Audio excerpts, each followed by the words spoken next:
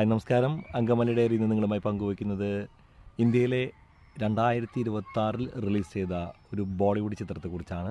മറ്റൊന്നുമല്ല, ആ ചിത്രം നമ്മുടെ ബോർഡർ 2 ആണ്. ബോർഡർ 2 എന്ന ചിത്രം നേടിയ ഐതിഹാസികമായ വിജയത്തിനെക്കുറിച്ച് നിങ്ങളുമായി പങ്കുവയ്ക്കുക എന്നുള്ളതാണ് ഉദ്ദേശം. 97 ബോർഡർ വന്ന സമയത്ത് ഞാൻ 10ാം ക്ലാസ്സിലാണ് പഠിക്കുന്നത്. അക്കാലത്ത് തിയേറ്ററിലൊന്നും പോയി കാണാൻ സിനിമ സാധിച്ചിട്ടില്ലെങ്കിലും അത് ടി വിയിൽ വന്നപ്പോൾ കണ്ടിരുന്നു. വളരെയധികം മോട്ടിവേഷൻ നൽകുന്നൊരു സിനിമ തന്നെയായിരുന്നു. ഒരു ദേശസ്നേഹം ഉണർത്തുന്ന ഗംഭീരമായിട്ടുള്ളൊരു സിനിമ തന്നെയായിരുന്നു ബോർഡർ. JP ദത്തയായിരുന്നു അതിൻ്റെ സൃഷ്ടാവെന്ന്. ഇപ്പോൾ ഇതാ അദ്ദേഹത്തിൻ്റെ നിർമ്മാണത്തിൽ, പക്ഷേ സംവിധായകനായിരുന്നത് അനുരാഗ് സിംഗ് ആണ്. അദ്ദേഹത്തിൻ്റെ 9ാമത്തെ ചിത്രമാണ് ഈ ഒരു ബോർഡർ 2 എന്ന ചിത്രം. വെറും 12 ദിവസങ്ങൾക്കകം ചിത്രം 300 കോടി ക്ലബിൽ അംഗമായിരിക്കുകയാണ്. 300 എന്ന് പറയുമ്പോൾ 392 കോടി രൂപയാണ്. 12 ദിനങ്ങൾ കൊണ്ട് ഈ ചിത്രം ആഗോളതലത്തിൽ 400 കോടിയോളം രൂപ എന്ന് തന്നെ പറയാം. ഇന്ത്യയിൽ നിന്ന് മാത്രം ചിത്രത്തിന് 250 കോടിക്ക് മുകളിലൊരു കളക്ഷൻ നേടിയെടുക്കാൻ സാധിച്ചിട്ടുണ്ട്.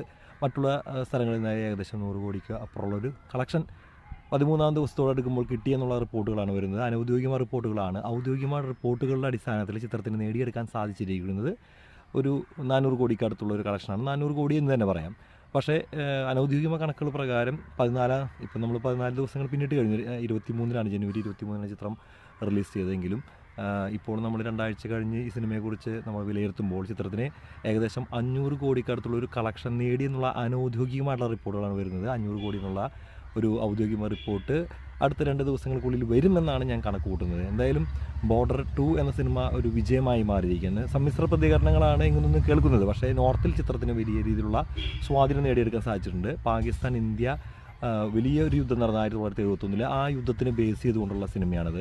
97 ആ കഥയല്ല ഇതിൽ വരുന്നത്. ഇത് വ്യത്യസ്തമായിട്ടുള്ള ഒരു സ്റ്റൈലിലാണ് സിനിമ എടുത്തു വെച്ചിരിക്കുന്നത്. മാത്രമല്ല കിടിലൻ ആക്ഷൻ രംഗങ്ങളാണ്. അത് പരമാവധി നല്ല രീതിയിലുള്ള ഗ്രാഫിക്സൊക്കെ സിനിമയ്ക്ക് വേണ്ടി നിർവഹിച്ചിട്ടുണ്ട്. 250 കോടിക്കടുത്തുള്ളൊരു തുകയാണ് ചിത്രത്തിന് വേണ്ടി നിർവഹണ ജോലികൾക്കായിട്ട് ചിലവാക്കിയിട്ടുള്ളത്.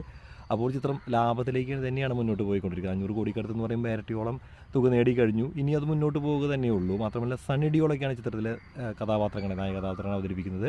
സണ്ണി ഡിയോളിൻ്റെ അക്ഷയ് ചെറിയ റോളിൽ വരുന്നുണ്ട്. സുനിൽ ഷെട്ടിയുടെ മകനൊക്കെ സിനിമയിലുണ്ട്, അഹാൻ ഷെട്ടി. അതുപോലെ തന്നെ നമ്മുടെ വരുൺ ധവാൻ അത്യാവശ്യം നല്ല രീതിയിൽ തന്നെ അവരുടെ കഥാപാത്രങ്ങളൊക്കെ എടുത്തു വെച്ചിട്ടുണ്ട്. മനോഹരമായിട്ടുള്ള ഗാനങ്ങൾ ചിത്രത്തിന് ഇല്ല എന്നുള്ളതാണ് പലരും പറയുന്ന കംപ്ലൈൻറ്റ്. ബോർഡർ 1 സംബന്ധിച്ചുള്ള കിടിലൻ ഗാനങ്ങളായിരുന്നു സിനിമയിലെ. സന്ദേശയാത്ര എന്നുള്ള സിനിമയിലെ ഗാനങ്ങളൊക്കെ വലിയ രീതിയിൽ തന്നെ ആ കാലത്തും ഇപ്പോഴും വലിയ രോമാഞ്ചം ജ്വലിപ്പിക്കുന്ന, അല്ലെങ്കിൽ അത്രത്തോളം രസകരമായിട്ടുള്ള പാട്ടുകളാണ്. അപ്പോൾ ആ ഒരു പാട്ടിനോളൊന്നും നമുക്ക് ഈ സിനിമയിലെ പാട്ടുകൾക്ക് വന്നിട്ടില്ല. മാത്രമല്ല അതിൽ തന്നെ രംഗങ്ങൾ തന്നെ പലതും റീക്രിയേറ്റ് ചെയ്യാൻ ശ്രമിച്ച പോലെയാണ് തോന്നിയിട്ടുള്ളത്. എന്തായാലും സിനിമ കണ്ടവർ നിങ്ങളുടെ